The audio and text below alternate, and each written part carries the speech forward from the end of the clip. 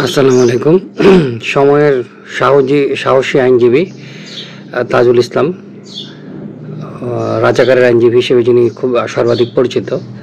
তো এই আইনজীবী গতকাল তার প্রথম মিশন সফল করেছেন, অর্থাৎ শেখ হাসিনার যে ফাঁসি হওয়া দরকার ছিল বা শেখ হাসিনার যে ফাঁসি দেওয়া দরকার বা শেখ হাসিনাকে ফাঁসি দিতে হবে, সেই প্রথম ধাপ উনি সফল করেছেন। অর্থাৎ শেখ হাসিনার ফাঁসি নিম্ন আদালত থেকে, নিম্ন আদালত না, ট্রাইব্যুনাল থেকে দেওয়া হয়েছে।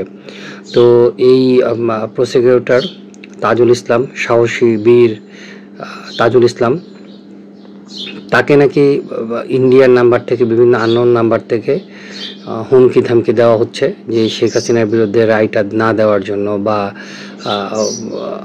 এই ধরনের কোনো কিছু।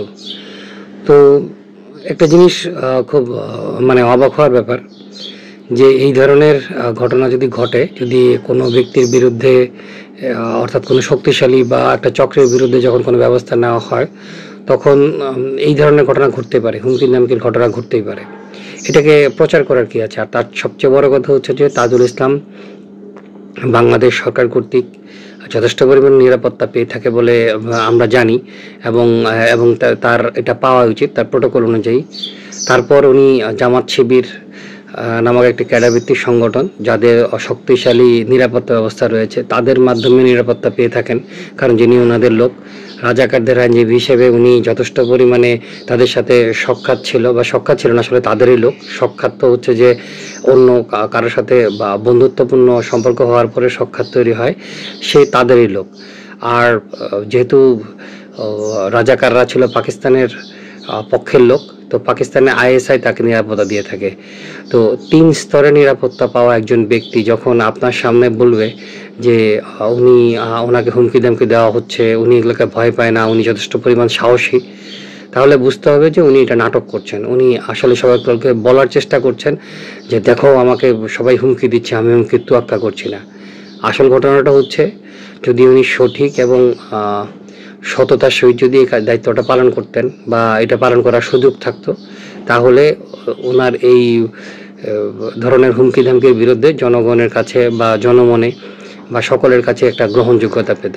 এখন একটা শ্রেণীর কাছেই গ্রহণযোগ্যতা পাচ্ছে, তাকে অনেক উচ্চ স্তরে নিয়ে যাওয়ার চেষ্টা করছে। আসল কথা হচ্ছে, সাহস কিছুই নেই। এখন নিরাপত্তা বাহিনীর বলয়ে থাকার কারণে যথেষ্ট সাহসী, আর না হলে সেই শেখ হাসিনার মতোই পালাবে।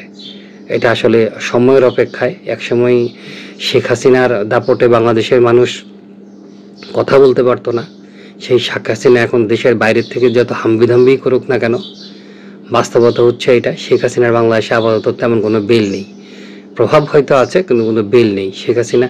ঠিক তেমনি এই তাজুলরা, যারা এখন সরকারি বলয়ে, নিরাপত্তার বলে হাম্বিধাম্বি করছে, আসল সত্যটা হচ্ছে তাদের ভিতরে কতটুকু সাহসিকতা বা কতটুকু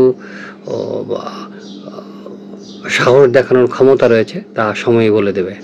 ধন্যবাদ।